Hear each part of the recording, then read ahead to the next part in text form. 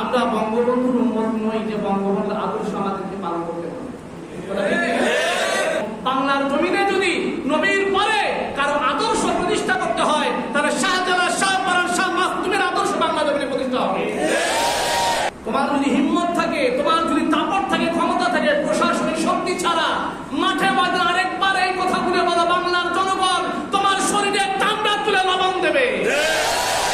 তোমরা যারা আল্লাহ পাকের দেয়া বিধান দিয়ে রাষ্ট্র পরিচালনা করো না, ফয়সালা করো না, বিচার করো না, সমাধান করো না, আল্লাহ পাকের কোরআনের ভাষায় তারা হলো কাফের, তারা হলো ফাসিক, তারা হলো জালিম। আমাদের নবী হযরত মুহাম্মদ মুস্তাফা সাল্লাল্লাহু আলাইহি ওয়াসাল্লাম তিনি শুধু আমাদের নবী না, নবীদেরও নবী, রাসূলদেরও রাসূল তিনি। এতে আমরা নিজেদেরকে গর্ববোধ মনে করি, ঠিক কিনা? নবীকে নবী মানতে আমাদের কারো আপত্তি আছে? আমাদের নবীকে সত্য, এতে কারো কোনো সন্দেহ আছে? নবীর উপর আল্লাহ পাক রব্বুল আলামিন একটি কালাম দিয়েছেন, সংবিধান দিয়েছেন। আল্লাহ পাক রব্বুল আলামিন বলেছেন হুদাল লিন-নাস হুদাল লিল-মুত্তাকিন।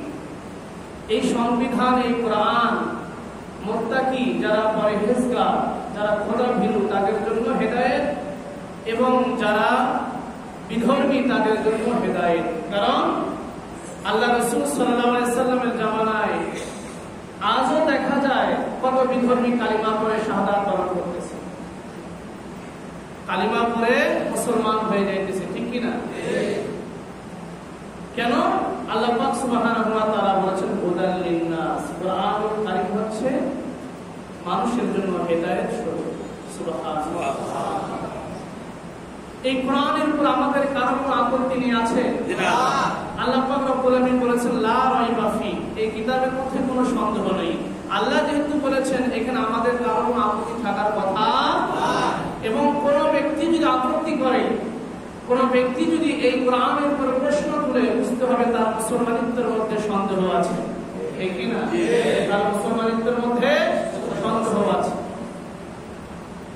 তাহলে আমরা কোরআন পেয়েছি এবং এই কোরআনকে আমরা মেনে নিয়েছি, কোরআনের প্রতি আমাদের কারো কোনো দ্বিমত নেই, আপত্তি নেই।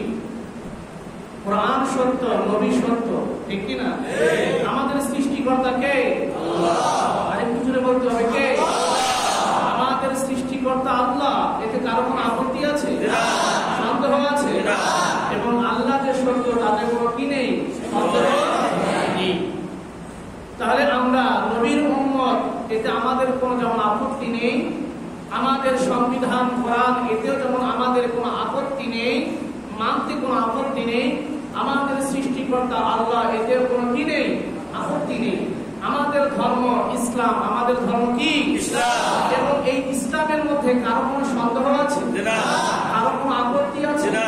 যদি আমি মুসলমান না হয়ে হিন্দু হতাম, খ্রিস্টান হতাম, বৌদ্ধ হতাম, কত ভালো হতো, এরকম কারো কোনো আফসোস আছে? না। বরঞ্চ আল্লাহ পাক রব্বুল আলামিন কোরআনুল কারীমের মধ্যে বলে দিয়েছেন ইন্নাদ দীনা ইনদাল্লাহিল ইসলাম, আল্লাহর কাছে মনোনীত, নির্বাচিত, পছন্দনীয় দিন হচ্ছে, ধর্ম হচ্ছে ইসলাম। বলুন সুবহানাল্লাহ। তাহলে আমাদের ধর্ম যদি সত্য হয়, আমাদের কোরআন যদি সত্য হয়, আমাদের নবী যদি সত্য হয়, আমাদের সৃষ্টিকর্তা যদি সত্য হয়, তাহলে আমরা কেন আজকে চতুর্দিকে মার খাইতেছি? কেন আমরা কোরআনের অপমান সহ্য করতেছি? কেন আমরা ইসলামের অপমান সহ্য করতেছি? কেন নবীর অপমান আমরা সহ্য করতেছি? কেন আল্লাহ পাককে গালি দিচ্ছে আমরা তা সহ্য করতেছি? এটা তো হওয়ার কথা নয়, কারণ আমাদের সবকিছু তো সত্য, ঠিক কি না? আমাদের সবকিছু কি সত্য। এই জন্য আমাদের দাপট থাকবে সবার উপরে, আমাদের ক্ষমতা থাকবে সবার উপরে, আমাদের মধ্যে একতা থাকবে, আমাদের মধ্যে মিল থাকবে, আমাদের মধ্যে ঐক্য থাকবে, আমাদের মধ্যে শক্তি থাকবে। আমাদের শারীরিক শক্তি যেমন থাকবে, ঠিক তেমনি আমাদের রুহানি শক্তি থাকবে। কিন্তু আজকে মুসলমানরা দুর্বল হয়ে পড়েছে। আজকে কোরআন নিয়ে রাজনীতি চলতেছে, ইসলামকে নিয়ে রাজনীতি চলতেছে, নবী সাল্লাল্লাহু আলাইহি সাল্লামকে নিয়ে রাজনীতি চলতেছে, দাড়িকে নিয়ে প্রচারণা করতেছে। কথা বলেন ঠিক কি? কিন্তু আমরা প্রতিবাদ করতে পারতেছি। যারা প্রতিবাদ করতেছে তাদেরই সমস্যা দেখা দিচ্ছে। ভাইরা আমার, আল্লাহ রাসূল সাল্লাল্লাহু আলাইহি সাল্লাম যখন মক্কার লোকদেরকে দ্বীনের দাওয়াত দিলেন, আল্লাহ রাসূল সাল্লাল্লাহু আলাইহি সাল্লামের শত্রুতা বেড়ে গেল। হুজুর সাল্লাল্লাহু আলাইহি সাল্লামকে যারা মেনেছে, হুজুর সাল্লাল্লাহু আলাইহি সাল্লামের কথা যারা বিশ্বাস করেছে, তাদেরকে শরীয়তের ভাষায়, কোরআনের ভাষায় বলা হয় মুমিন। তারা কি? মুমিন। তারা হলো মুমিন। আল্লাহর পাক যা বলেন নবী, যা বলেন কোরআনে, যা আছে হাদিসে, তা আছে, তারা সব সময় মেনে নেন, কোনো আপত্তি করে না। আল্লাহ রাসূল সাল্লাল্লাহু আলাইহি সাল্লামের কথা যারা মানেনি তারা কাফের। আল্লাহ রাসূল সাল্লাল্লাহু আলাইহি সাল্লামের কথাকে যারা অস্বীকার করেছে তারা কাফের। আবার আল্লাহ রাসূল সাল্লাল্লাহু আলাইহি সাল্লামের কথা বলে মানত, আল্লাহ রাসূল সাল্লাল্লাহু আলাইহি সাল্লাম সত্য বলেছেন এটাকে তারা বিশ্বাস করতে বলে দাবি করে। কিন্তু যখন কাফেরদের সাথে এক হয়, যখন তাদের মুনাফিকদের সাথে যখন এক হয়, মুশরিকদের সাথে যখন এক হয়, তখন তারা বলে আমরা তো তোমাদের সাথে আছি, মুহাম্মাদের সাথে আমরা শুধু উপহাস করতেছি মাত্র। বলুন নাউযুবিল্লাহ। মুহাম্মদ সাল্লাল্লাহু আলাইহি ওয়াসাল্লামের দিনকে যারা পরিষ্কারভাবে অস্বীকার করত তাদেরকে শরীয়তের ভাষায় বলা হয় কাফের। যারা মুহাম্মাদের পক্ষে আছে আবার কাফেরদের পক্ষে আছে, সাহাবীদের পক্ষে আছে আবার মুশরিকদের পক্ষে আছে, তাদেরকে শরীয়তের ভাষায় বলা হয় মুনাফিক। কি বলা হয়? আবু জেহেল একে মুনাফিক বলা হয় না, কিন্তু আব্দুল্লাহ বিন উবাইকে মুনাফিক বলা হয়। আল্লাহ রাসূল সাল্লাল্লাহু আলাইহি ওয়াসাল্লামের সাথে বিরোধিতা করেছে, প্রকাশ্যে বিরোধিতা করেছে। আবু জেহেল প্রকাশ্যে বিরোধিতা করেছে, আবু লাহাব প্রকাশ্যে বিরোধিতা করেছে। এদেরকে বলা হয় কাফের। কি বলা হয়? কাফের বলা হয়। কিন্তু আল্লাহ রাসূল সাল্লাল্লাহু আলাইহি ওয়াসাল্লামের পিছনে নামাজ আদায় করতেন, হুজুর সাল্লাল্লাহু আলাইহি ওয়াসাল্লামের মতো দাড়ি রাখতেন, হুজুর সাল্লাল্লাহু আলাইহি ওয়াসাল্লামের মতো পোশাক পরতেন, হুজুর সাল্লাল্লাহু আলাইহি ওয়াসাল্লামের মতো মাথায় টুপি রাখতেন বা পাগড়ি রাখতেন। দেখলে মনে হয়তো সত্যিকারের একজন সাহাবী, সত্যিকারের একজন মুমিন মুসলমান। আবার যখন কাফেরদের সাথে যখন ঐক্য হতো, কাফেরদের সাথে যখন এক হয়ে যেত, তখন মুহাম্মদ সাল্লাল্লাহু আলাইহি ওয়াসাল্লামের দ্বীনি পরিকল্পনার কাজগুলো, দাওয়াতি মিশনগুলো কাফেরদের কাছে বলে দিয়ে মুহাম্মদ সাল্লাল্লাহু আলাইহি ওয়াসাল্লামের দ্বীনি কাজকে তারা ব্যাঘাত সৃষ্টি করত। এদেরকে বলা হয় মুনাফিক। কি বলা হয়? মুনাফিক। যেমন হিন্দু, খ্রিস্টান, এদের বিষয়ে আমাদের কোনো আপত্তি নেই, কারণ কোরআনুল কারীমের মধ্যে বলেন আকালাতিল ইয়াহুদু লাইসাতিন নাসারা আলা শাইء আকালাতিন নাসারা লাইসাতিল ইয়াহুদু আলা শাইء ওয়া হুম ইয়াতলুনাল কিতাব। ইহুদিরা বলে খ্রিস্টান ধর্মের কোনো ভিত্তি নাই, খ্রিস্টানরা বলে ইহুদি ধর্মের কোনো ভিত্তি নাই। তার মানে খ্রিস্টান ধর্মের ঠিক নাই, ইহুদি ধর্মের ঠিক নাই, তারা কাফের। তারা কি? কাফের। তারা কাফের। তারা কোরআন মানে। ইহুদিরা কি কোরআন মানে? খ্রিস্টানরা কি কোরআন মানে? হিন্দুরা কি কোরআন মানে? তারা মানে না, এই জন্য তারা কাফের। তাদের ব্যাপারটা ভিন্ন।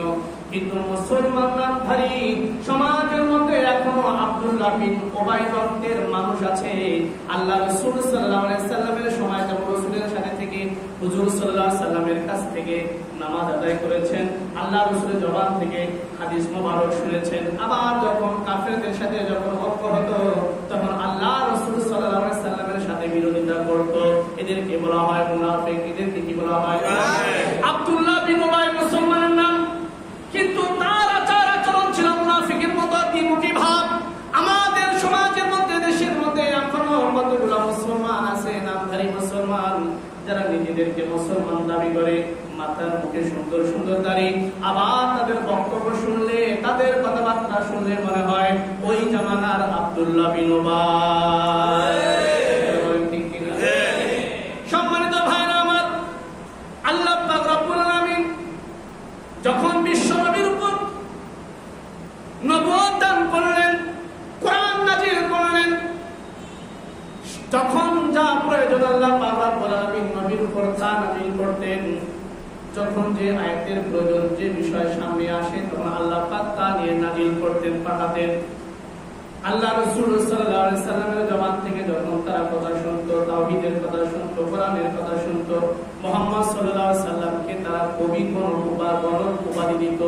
কবি বলে ডাকতো, পাগল বলে ডাকতো, বিভিন্ন রকমের উপাধি দিত। আল্লাহ রাসূল সাল্লাল্লাহু আলাইহি সাল্লামের নবুয়তের দরজাকে তারা অসম্মান করত, আঘাত করত।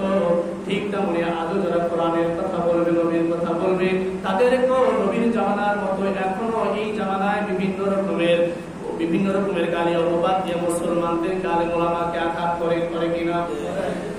আলেম ওলামাকে জঙ্গি বলে, আলেম ওলামাকে মৌলবাদ বলে, আলেম ওলামাকে উগ্রবাদ বলে, আলেম ওলামাদেরকে সন্ত্রাসবাদ বলে, বিভিন্ন রকমের উস্কানি দেয়।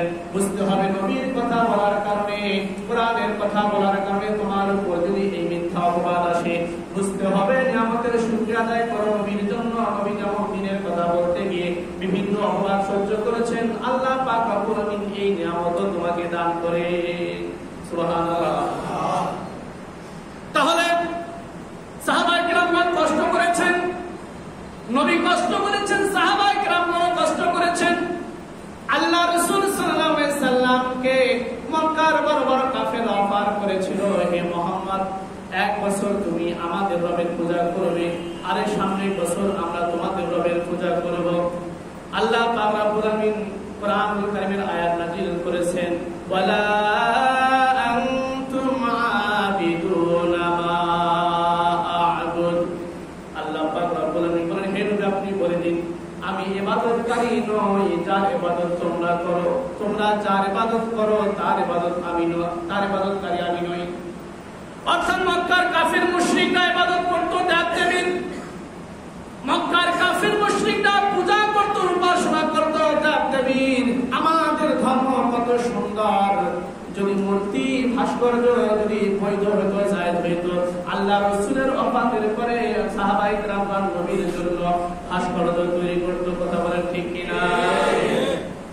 ভাস্কর্য নিয়ে কত ঘটনা ঘটে গেল আমাদের বাংলাদেশে, এর জন্য কত মানুষ শাহাদাত বরণ করলো, কত মুসলমান শহীদ হয়ে গেল, কতজন জেল হয়ে, কতজনের জেল হলো, কতজনের গুম হলো, কতজনের অঙ্গহানি হলো, কতজনের কত রকমের ক্ষতি হলো এই ভাস্কর্য নিয়ে, মূর্তি নিয়ে।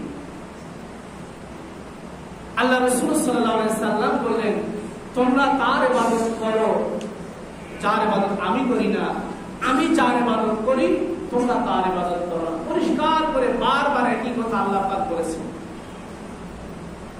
বারবার বলেছেন, বারবার বলেছেন। আমাদের বাংলাদেশ অত্যন্ত স্বাধীন একটা বাংলাদেশ। এই দেশের মানুষ মারামারি আগে বুঝতো না। ছোটবেলায় আমরা দেখতাম, আপনারা অনেকে দেখেছেন যে মন্দিরের মধ্যে মুসলমানরা যাইতো, কিন্তু কোনোদিন মন্দিরের মধ্যে কোনো একটা অপ্রীতিকর ঘটনা ঘটেছে, কোনো হাঙ্গামা হয়েছে, মারামারি হয়েছে, এরকম ঘটনা কেউ দেখেনি। কথা ঠিক কিনা? কেউ দেখেনি। আমি ছোটবেলায় দেখতাম একই রাস্তা দিয়ে আওয়ামী লীগের মিছিল, বিএনপির মিছিল, জাতীয় পার্টির মিছিল, জামাতের মিছিল যাইত, কোনো মারামারি হইতো না, হাতাহাতি হইতো না। ঠিক কিনা? আর এখন এমন অবস্থা, এমন পরিস্থিতি, বাপ যদি অন্য দল করে ছেলে কথা বলে না বাপের সাথে। কথা ঠিক কিনা? বাপের সাথে ছেলের কথা নেই, ছেলের সাথে বাবার কথা নাই, বড় ভাইয়ের সাথে ভাইয়ের মিল নেই, স্বামীর সাথে স্ত্রীর মিল নেই, এই দলের কারণে। কথা ঠিক কিনা? এমন একটা পরিস্থিতি তৈরি হয়ে গেছে বাংলাদেশে। আপনি যদি আমার দল না করেন আমি আপনাকে দেখতেই পারি না, আমি যদি আপনার দল না করে আমার পিছনে আমি নামাজই পড়েন না, আমাকে পছন্দ করেন না।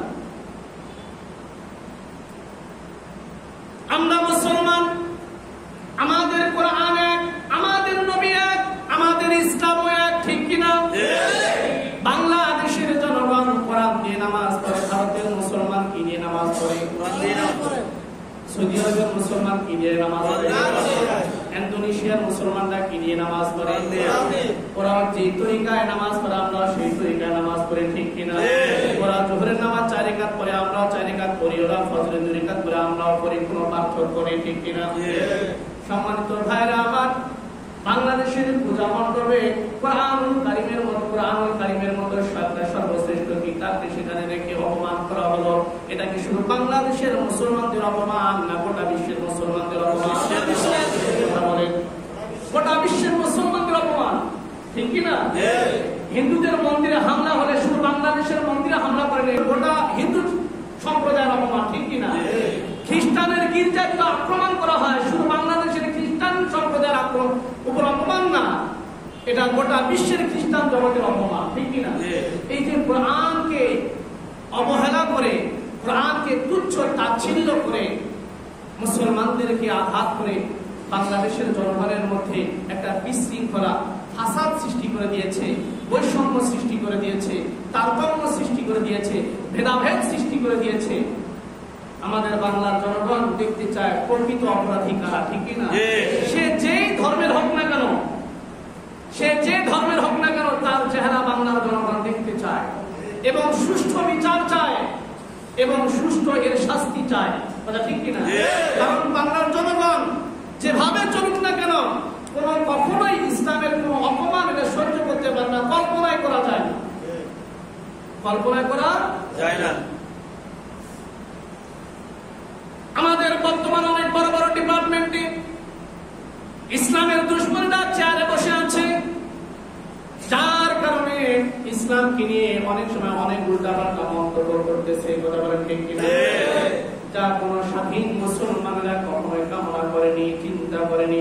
মসজিদ মাদ্রাসা থাকতে, এতগুলো আলেম ওলামা থাকতে এইরকম করে ইসলামকে নিয়ে আঘাত করবে, কথা বলবে, এটা কখনোই মেনে নেওয়া যায় না। আমাদের বাংলাদেশের একজন প্রখ্যাত মন্ত্রী, আপনারা ইতিপূর্বে সবাই জানেন, ডক্টর মুরাদ। আমাদের বাংলাদেশের একজন প্রখ্যাত আলেম, তার নাম দিয়েছে, উপাধি দিয়েছে মুরতাদ মুরাদ। কি উপাধি দিয়েছে? মুরতাদ মুরাদ।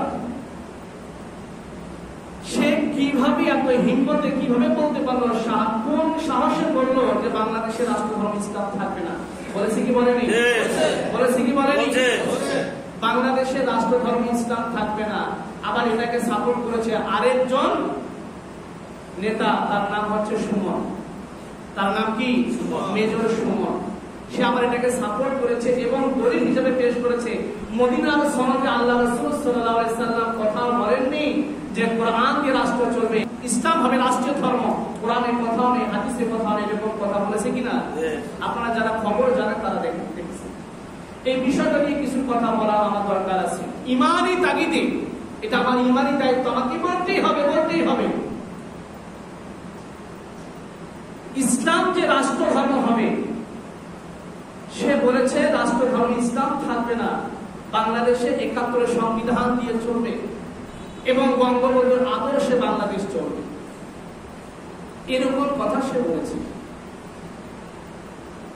আমরা বঙ্গবন্ধুর উম্মত নই যে বঙ্গবন্ধুর আদর্শ আমাদেরকে পালন করতে হবে।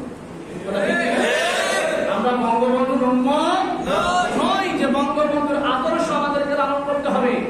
আমরা যার উম্মত, বঙ্গবন্ধু তার উম্মত। ঠিক কি? বাংলাদেশ স্বাধীন হয়েছে 1971 সালে, আমরা সবাই ইতিহাস জানি। কিন্তু তারও আগে, শত শত বছর আগে, এই বাংলার জমিন থেকে কুফরির বীজ উৎখাত করে, শিরকের বীজকে কবর দিয়ে বাংলার জনগণকে, এই দেশের মানুষকে তাওহীদের দাওয়াত দিয়ে সঠিক মানুষের রূপে গড়ে তুলেছেন শাহ ইখতিয়ারউদ্দিন মোহাম্মদ মুফতিয়ার, শাহ জালাল, শাহ পরান, শাহ মাখদুম, শাহ সুলতান মাইসর রহমাতুল্লাহি আলাইহি। বাংলার জমিনে যদি নবীর পরে কারো আদর্শ প্রতিষ্ঠা করতে হয়, তাহলে শাহ জালাল, শাহ পরান, শাহ মাখদুমের আদর্শ বাংলা জমিনে প্রতিষ্ঠা হবে। কারণ তারা তো বাংলার মানুষকে তাওহীদের দাওয়াত দিয়ে কুফরির বীজকে উৎখাত করে, শিরকের বীজকে কবর দিয়ে তাওহীদের চারা রোপণ করে, যার কারণে আজকে আমরা আযান শুনতে পাই, যার কারণে আমরা নামাজ পড়তে পাই, যার কারণে আমরা কোরআন পড়তে পারি, যার কারণে আমরা দ্বীনের পথে চলতে পারি, যার কারণে মুখে আমরা দাড়ি রাখতে পারি, যাদের অবদানে, যাদের ত্যাগের কারণে আজকে আমরা ইসলামের পথে চলতে পারি, তাদের আদর্শ বাংলার জমিনে প্রতিষ্ঠা করতে হবে। বলা হয়েছে যে ৭১ সংবিধান দিয়ে দেশ চলবে। ৭১ সংবিধান কি? ৭১ সংবিধান কি? আল্লাহ পাক রব্বুল আলামিন কোরআনুল কারীমের মধ্যে বলেছেন, খালাকাস সামাওয়াতি বিগাইরি আমাদিন তারাউনাহা ওয়া আলকা ফিল আরদি রাওয়াসিয়া আন তামিদা বিকুম ওয়া বাসা ফিহা মিন কুল্লি দাব্বা। আল্লাহ পাক কোন আয়াতের মধ্যে বলেন, ইন্না ফি খালকিস সামাওয়াতি ওয়াল আরদি ওয়া ইখতিলাফিল লাইলি ওয়ান নাহার। আল্লাহ পাক বিভিন্ন আয়াতের মধ্যে বলে দিয়েছেন আসমান কার সৃষ্টি? আল্লাহ। কথা বলেন জমিন কার সৃষ্টি? আল্লাহ পাক রব্বুল আলামিন কোরআনুল কারীমের মধ্যে বলেছেন, আমি খুঁটি ছাড়া আসমান তৈরি করেছি, আমি জমিন তৈরি করেছি, পাহাড় পর্বত তৈরি করেছি। জমিন যেহেতু আল্লাহর, আসমান যেহেতু আল্লাহ, আর আমরা যেহেতু আল্লাহ পাকের সৃষ্টি, আল্লাহ পাক রব্বুল আলামিন বলেছেন, আলা লাহুল খালকু ওয়াল আমরু, সৃষ্টি যার হুকুমত চলবে আল্লাহর। কথা বলেন কার? আল্লাহর কথা। আল্লাহ পাক রব্বুল আলামিন বলেছেন, আমি আল্লাহ পাক স্রষ্টা,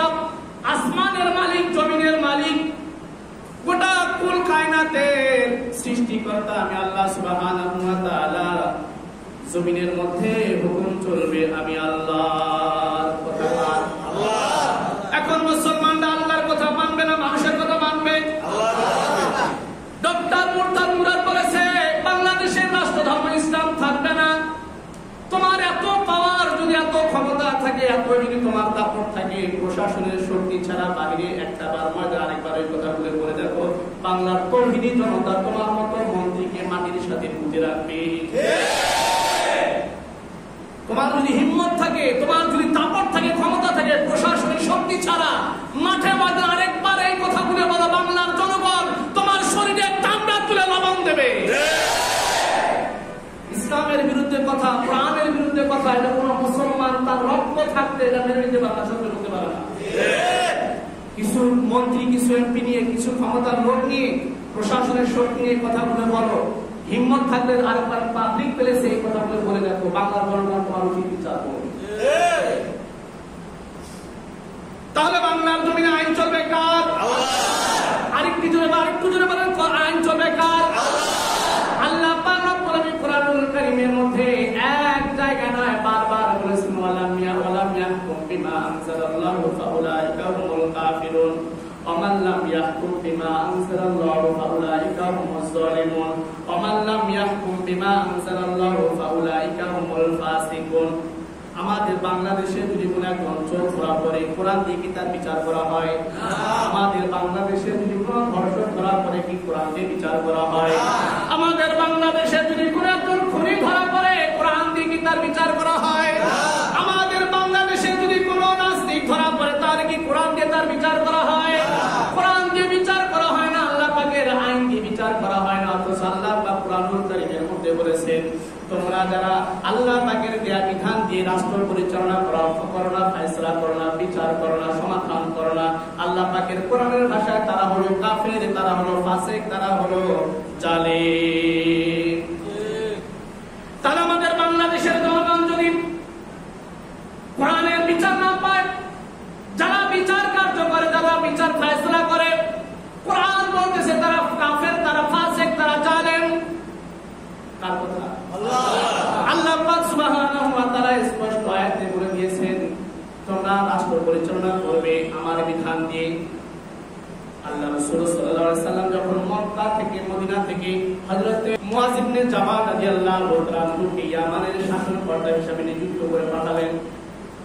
হে মুয়াজ তুমি যাও, হে মুয়াজ ইবনে জাবাল তুমি চলে যাও ইয়ামানে, সেখানে গিয়ে তুমি রাষ্ট্র পরিচালনা করো, শাসন করো। মুয়াজ ইবনে জাবাল রাদিয়াল্লাহু তাআলা আনহুকে আল্লাহ রাসূল জিজ্ঞেস করলেন, হে মুয়াজ তুমি যখন ইয়ামানে চলে যাবে, সেখানে কোনো সমস্যা দেখা দিলে তুমি কিভাবে সমাধান করবে? মুয়াজ ইবনে জাবাল রাদিয়াল্লাহু তাআলা আনহু বললেন, কোরআনের আইন দিয়ে আমি সেখানে ফয়সালা করব। সুবহানাল্লাহ। কোরআনে যদি না পাও, কোরআনের এমন বিষয় আছে যা তোমার বোধগম্য নয়, তুমি বুঝতে পারো না, তাহলে কিভাবে সমাধান করবে? মুয়াজ ইবনে জাবাল রাদিয়াল্লাহু তাআলা আনহু বললেন, তাহলে তো আপনার সুন্নাত হাদিস থেকে আমি ফয়সালা করব।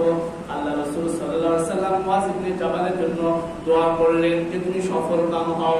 আল্লাহ রাসূল সাল্লাল্লাহু আলাইহি সাল্লামের সাহাবী হয়ে যদি রাষ্ট্রের মধ্যে আল্লাহর বিধান দিয়ে, কোরআন দিয়ে যদি রাষ্ট্র পরিচালনা করার সাহস দেখায়, পরামর্শ দেয়, হিম্মত করে, আল্লাহ রাসূল সাল্লাল্লাহু আলাইহি সাল্লাম কি নিজে রাষ্ট্রপ্রধান হয়ে তিনি তার মানুষের মন গড়া আইন দিয়ে রাষ্ট্র পরিচালনা করবে না, কোরআন দিয়ে রাষ্ট্র পরিচালনা করবে? কোরআন দিয়ে। সাহাবী হয়ে যদি কোরআন দিয়ে, সাহাবী হয়ে যদি হাদিস দিয়ে রাষ্ট্র পরিচালনা করে, তাহলে আল্লাহ রাসূল সাল্লাল্লাহু আলাইহি সাল্লাম কি মানুষের মন গড়া সংবিধান দিয়ে রাষ্ট্র পরিচালনা করবে? এটা কি বিবেচনা করা যায়? এটা কি মনে করা যায়? হযরত ওমর ফারুক রাদিয়াল্লাহু তাআলা আনহু যখন খলিফা হলেন, খলিফা হওয়ার পরে তিনি এই বক্তব্য দিচ্ছেন, হে আমার কওমের লোকেরা, হে মদিনাবাসীরা, আমি রাষ্ট্রপ্রধান হয়েছি, দ্বিতীয় খলিফা আমাকে নির্বাচিত করা হয়েছে, আমার অনুসরণ তোমরা করবে। একজন সাধারণ পাবলিক তলোয়ার নিয়ে দাঁড়িয়ে গেল। হে আমিরুল মুমিনিন, যতক্ষণ পর্যন্ত কোরআন দিয়ে, হাদিস দিয়ে, সুন্নাহ দিয়ে আপনি রাষ্ট্র পরিচালনা করবেন, ততক্ষণ পর্যন্ত আমরা আপনাকে অনুসরণ করব, আমরা আপনার সাথে আছি। আর যখনই আপনি কোরআনের বাহিরে, হাদিসের বাহিরে, সুন্নাতের বাহিরে আপনি কোনো ফয়সালা করবেন, এই তলোয়ার দিয়ে আপনার মাথাকে আমি ফেলে দিব। বলুন সুবহানাল্লাহ। আল্লাহ রাসূল সাল্লাল্লাহু আলাইহি সাল্লামের সাহাবী ওমর ফারুক রাদিয়াল্লাহু তাআলা যতদিন রাষ্ট্র পরিচালনা করেছেন, নিজের সন্তান মদ খাওয়ার কারণে তাকে মারতে মারতে মেরে ফেলেছেন, ঠিক কিনা?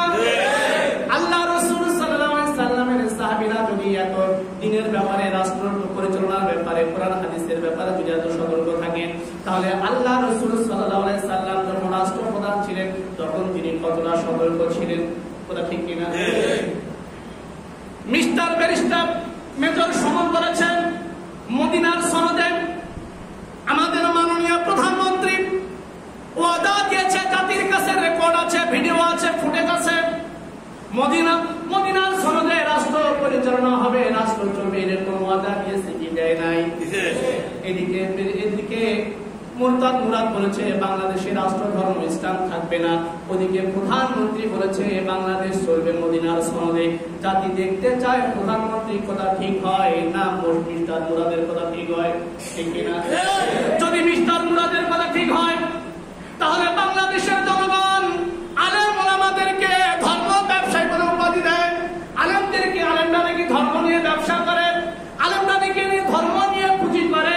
তাহলে মদিনার সনদে যদি দেশ রাষ্ট্র পরিচালনা না হয়, মিস্টার মুরাদের কথা যদি সত্য হয়, বাংলার জমিন থেকে যদি রাষ্ট্র ধর্ম ইসলাম করে দেওয়া হয়, তাহলে বাংলার জনগণ বুঝতে পারবে প্রধানমন্ত্রী হচ্ছে এক নাম্বার ধর্ম ব্যবসায়ী। কারণ তিনি বলেছে, কথা দিয়েছেন মদিনার সনদে রাষ্ট্র চলবে, কথা কার? মাননীয় প্রধানমন্ত্রী বলেছে, কথা ঠিক কিনা? মাননীয় প্রধানমন্ত্রীর কথা যদি সত্য হয় তাহলে মিস্টার মুরাদের কথা মিথ্যা হয়ে যাবে। মিস্টার মুরাদের কথা সত্য না হলে অবশ্যই লাইভে এসে জাতির কাছে, মুসলমানদের কাছে ক্ষমা চাইতে হবে, না হলে বাংলাদেশের জনগণ গাছের সাথে ঝুলিয়ে তোমাকে পিটাবে। সম্মানিত ভাইরা আমার, আমরা ইসলামের ব্যাপারে কোনো দল বুঝি না, ইসলামের ব্যাপারে কোনো কাউকে সাথ দিতে চাই না, কথা বলেন ঠিক কিনা? মেজর সুমন বলেছে আল্লাহ রাসূল সাল্লাল্লাহু আলাইহি সাল্লাম মদিনার সনদে দেশ চলবে, কিন্তু কোথাও কোরআনের কথা নাই, হাদিসের কথা নাই যে রাষ্ট্র ধর্ম ইসলাম হবে। যেখানে ইসলাম বলে নাই, যেখানে কোরআনে নাই, যেখানে হাদিসে নাই, সেখানে আমরা মানবো কেন? এটা বলতেছে সুমন। মেজর সুমন বলেছে, লাইভে ভিডিও আছে, সে বলতেছে যেটা কোরআনে নাই, হাদিসে নাই, সেটা আমরা মানবো কেন? অত্যন্ত সুন্দর কথা, ঠিক কিনা? আমি মনে মনে ভাবতাম, মনে ইসলাম অনেকটা মান, যেখানে কোরআনে নেই, যেখানে হাদিসে নেই, আমরা মানবো কেন? করতেছি মদিনার সনদে। আমি অনেকগুলা ক্লাস 7-এ, স্কুলে ক্লাস 7-এ পাঠ্যপুস্তক ধর্মশিক্ষা, ইসলাম ধর্মশিক্ষা, সেখানে আছে 1 নম্বর পয়েন্ট, সকল সম্প্রদায় স্বাধীনভাবে নিজ নিজ ধর্ম পালন বাধ্য থাকবে, পালন করতে পারবে, কোনো বাধা দিতে পারবে না। এটা মদিনার সনদে লেখা আছে। এটা মদিনার সনদে কি আছে? লেখা আছে। প্রত্যেকটা জাতি তার ধর্ম নিয়ে তার ধর্ম পালন করতে পারবে, কোনো কেউ বাধা দিতে পারবে না। এটা পাঠ্যপুস্তকেও লেখা আছে। তাহলে আমরা আজকে মুসলমানরা স্বাধীনভাবে তাফসীর মাহফিল করতে পারি? ওয়াজ মাহফিল করতে পারি? ইসলামী সম্মেলন করতে পারি? কথা বলতে পারি? তাহলে এগুলো বাধা দিচ্ছে কারা? যারা বাধা দিচ্ছে এটাকে মদিনার সনদ মানে। এখানে আরেকটা পয়েন্ট আছে, হত্যা, রক্তারক্তি ইত্যাদি সকল হত্যা বন্ধ করে দেওয়া হলো, আল্লাহ রাসূল নিষিদ্ধ করে দিলেন। এটা মদিনার সনদে লেখা আছে। তারা যদি মদিনার সনদ মানে, কোরআনে আছে, হাদিসে আছে, যেটা হাদিসে থাকবে না, কোরআনে থাকবে সেটা আমরা মানবো না বলে দাবি করে, তাহলে মদিনার সনদে আছে হত্যা, রক্তারক্তি বন্ধ করতে হবে। তাহলে আজকেও বাংলার জমিনে রাজাকারদের বিচার হচ্ছে, ফাঁসি হচ্ছে, তাহলে রক্তারক্তি বন্ধ করতে হবে। কথা কি বুঝেন?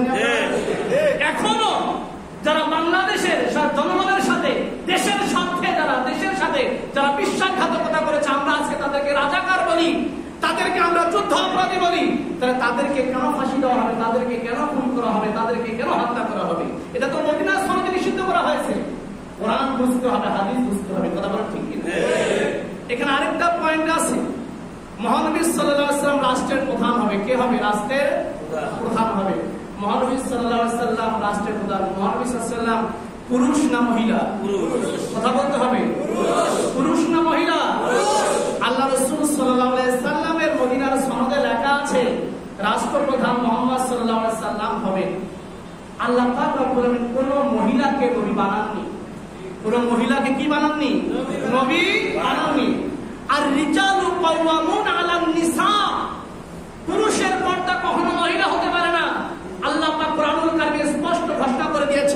এই জন্য তুমি যদি এতই কোরআন মানো, হাদিস মানো, তাহলে তুমি কখনো নারী নেত্রী মানতে পারো না। তুমি কখনো নারী নেত্রী মানতে পারো না, এটা কোরআনে স্পষ্ট আছে। আল্লাহ রাসূল সাল্লাল্লাহু আলাইহি ওয়াসাল্লামের ওফাতের পরে সিদ্দিক আকবর রাদিয়াল্লাহু তাআলা আনহু খলিফা হয়েছে, কথা ঠিক কি না? যদি নারী নেত্রী জায়েজ থাকতো, বৈধ থাকতো, আল্লাহ রাসূল সাল্লাল্লাহু আলাইহি ওয়াসাল্লামের ওফাতের পরে মা আয়েশা রাদিয়াল্লাহু তাআলা আনহা রাষ্ট্রপ্রধান হয়ে যাইতেন, ঠিক কি না? নারী নেত্রী যদি বৈধ হয়ে যাইতো, আবু বকর রাদিয়াল্লাহু তাআলা আনহুর ওফাতের পরে তার স্ত্রী রাষ্ট্রপ্রধান অধিকার পাইতো, কথা ঠিক কি না? নারী নেত্রী যদি বৈধ হতো, তাহলে ওমর রাদিয়াল্লাহু তাআলা আনহু ওফাতের পরে তার স্ত্রী রাষ্ট্রপ্রধান হয়ে যাইতেন, কথা বলেন ঠিক কি না? তাহলে তুমি কোরআন যদি এতই মানো, এতই বুঝো, তাহলে তুমি কখনো নারী নেত্রী মানতে পারো না, কথা বলেন ঠিক কি না? এটা আমার কথা না, এটা আমার কথা না। আল্লাহ পাক রব্বুল আলামিন কোরআনুল কারীমে সবকিছু পরিষ্কার করে দিয়েছেন।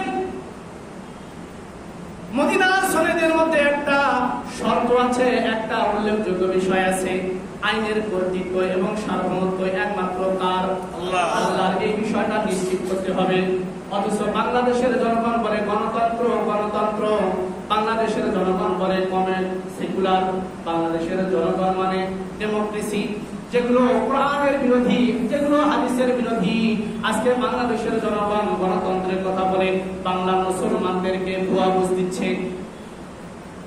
আমরা একটু আগে বুঝলাম আমাদের সৃষ্টিকর্তা যেহেতু আল্লাহ, জমিনের সৃষ্টিকর্তা যেহেতু আল্লাহ, আসমানের সৃষ্টিকর্তা যেহেতু আল্লাহ, তাই আল্লাহ পাক রব্বুল আলামিনের আইন চলবে, এই বিষয়টা কি করতে হবে? বাস্তবায়ন করতে হবে, নিশ্চিত করতে হবে।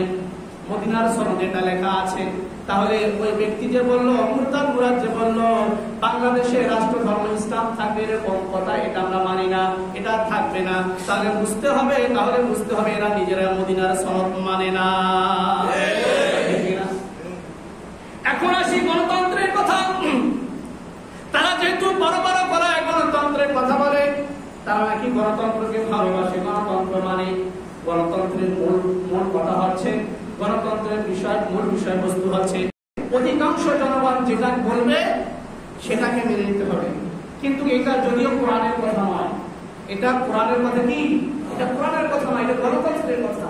তারা যেহেতু গণতন্ত্র মানে, তাহলে আমরা দাবি করি, আমরা আমাদের সবার কামনা, আমাদের সবার আশা, এরকম ইসলামের দুশমন যারা আছে প্রত্যেকের তাদের ক্ষমতা কেড়ে নিয়ে তাদেরকে জেলখানে আটকে রাখতে হবে। এটা প্রত্যেকটা জনগণের নাগরিক অধিকার, প্রত্যেকটা মুসলমানদের অধিকার।